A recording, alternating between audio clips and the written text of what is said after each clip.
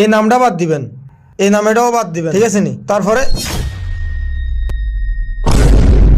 বুঝলাম না তো চেয়ারম্যান সাহেব, এই একটা একটা করে কাটতে কাটতে 14-15 কাটলাম, এখন এই যে রিলিফের চালটা কারে দিবেন? আমনে আসলে বোকা। রিলিফ এমন এক জিনিস, এটা বেকারে দেন যায় না। अच्छा যারা রিলিফের যোগ্য তারে রিলিফ দেন লাগে। ठीक है। যেমন এতর নাম কি?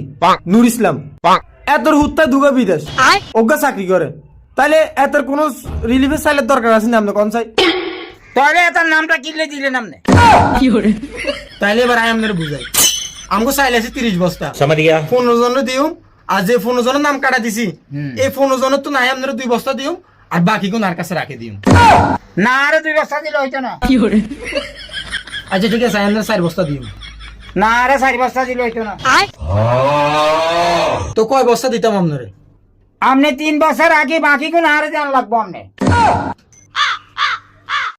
সাই উড়েন, উড়েন, উঠতে গেছে, উড়েন না।